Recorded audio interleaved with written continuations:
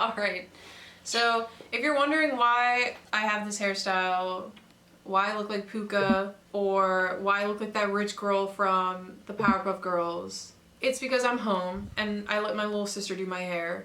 And this is what she came up with. I thought it was cute, so I left it, whatever. Basically, since being home, I've been very nostalgic, I guess, and by that I mean all of my repressed memories have been coming to the surface and like opening up a can of worms that I thought I had left behind.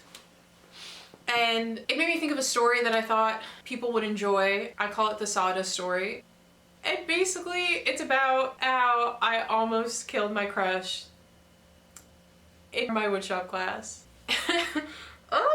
So basically, for context, because you're gonna need some context for this, I am a horrible, horrible flirter. I cannot flirt to save my life. I've always been very, very bad and anxious around men that I like.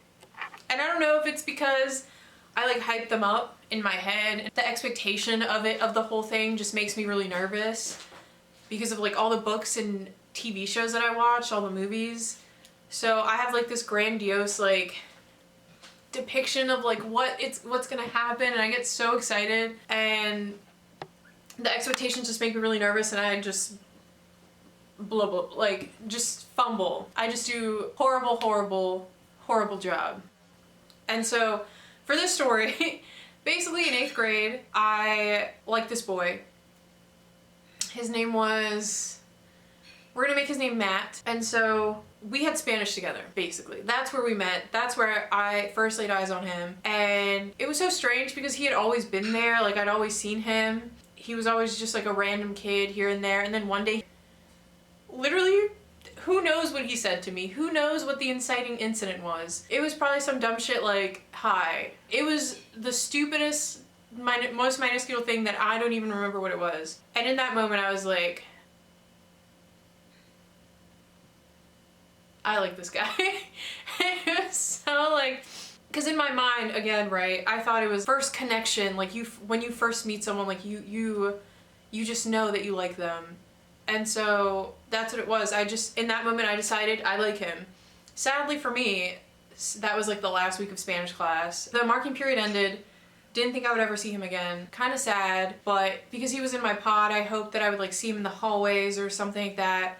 And I was like, maybe like one day, like I'll see him again. Next marking period, I had like home ec or like baking or some kind of cooking class. And guess who it is? Guess who I see walking in? Oh my God. I was so happy. But then we didn't get placed in the same group.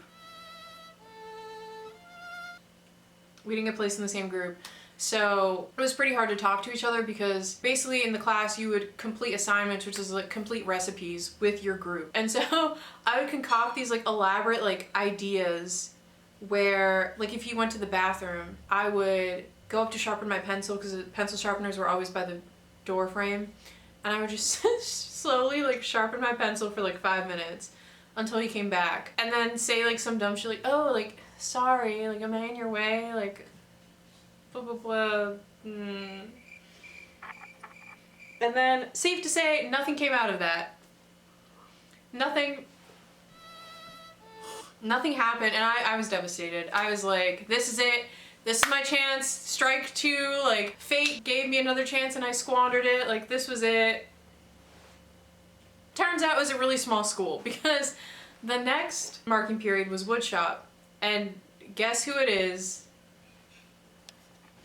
By this point, you can imagine that I'm like over the moon, but at the same time, like now there are stakes because it's the last marking period of the year. We're going off to high school next year. There were so many emotions bubbling up in me, and I was just like, this is another chance. Third time's a charm. This is fate. Like everything is lining up for me. But the problem was I knew nothing about him. He knew nothing about me. And so I was like, how do I talk to him?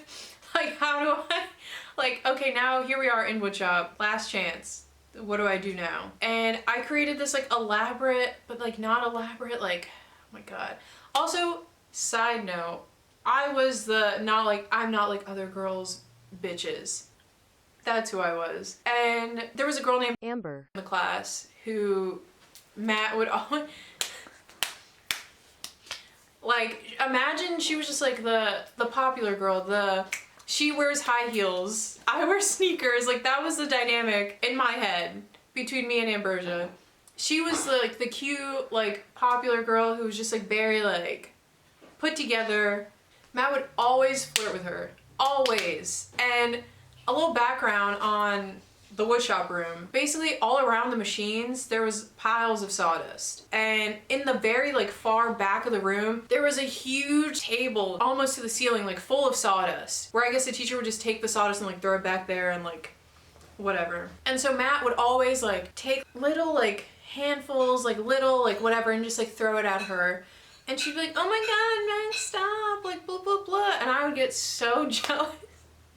I always felt some type of way.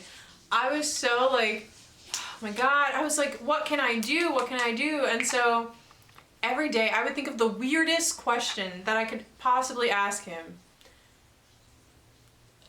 I won't get into like what they were, but basically I was like, what would an 8th grade boy like want to hear? What would he like think is like, whoa, like that's so different and quirky of her to ask me? Like girls our age don't usually like talk like this. And it was like the dumbest shit like that. And every day I would pick one thing. One time though, I did ask, I was like, oh, like, do you know any pickup lines? And we spent the entire class back and forth like telling each other pickup lines, and that was the closest, that was my smoothest moment.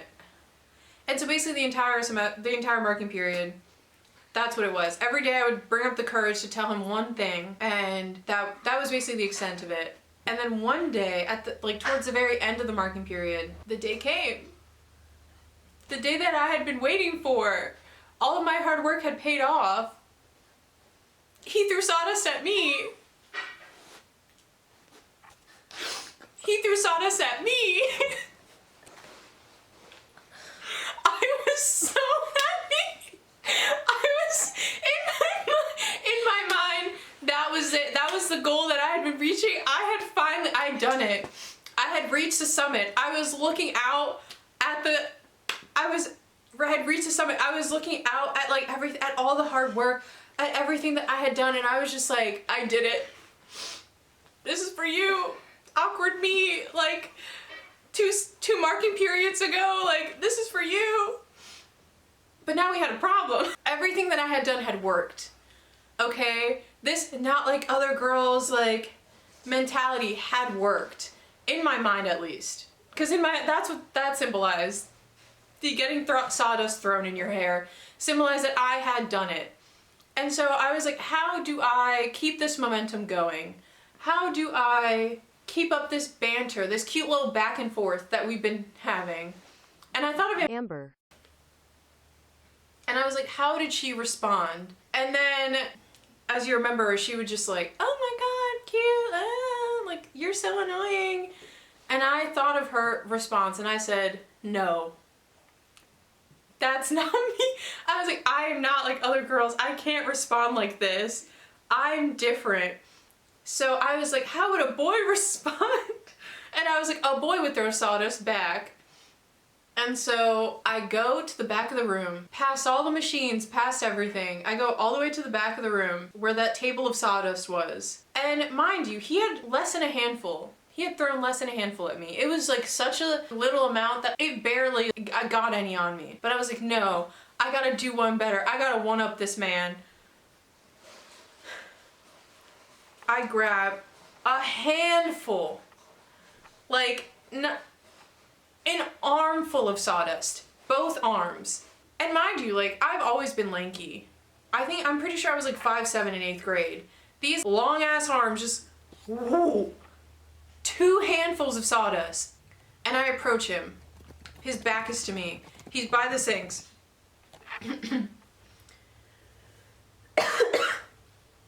A little sawdust in my throat.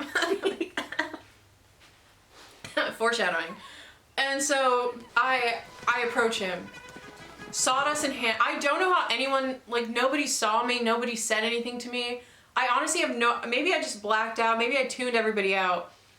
And I was so nervous. I was like, ha, this will get him for sure. This is what for sure. He's by the sinks washing his hand. In woodshop we have goggles, so he had like his goggles on and he was washing his hands, and I was like, hey Matt. He turns to me, and in that moment I just go, whoa. And that's when I fully blacked. This man, out of surprise, like any normal person would, he gasped. Sawdust down the pipe.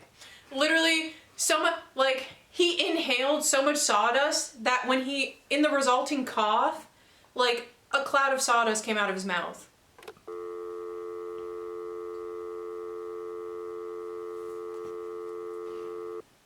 Luckily, he was near the sink, because this man doubled over the sink and started hacking up sawdust. I had no idea what to do. I was just like, patting him on the bed. I was like looking around, like no one was watching. I have no idea. I grabbed my stuff. I was like, are you okay? He's like, ugh. Like his face was all red. He had like tears coming down his eyes. I grabbed my books and I left.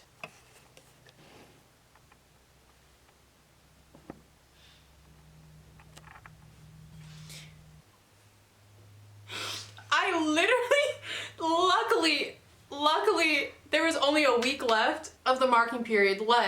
There was less than a week left, and I avoided him. I did not talk to him the rest of the time. I think I might have mumbled a sorry at one point. I don't know.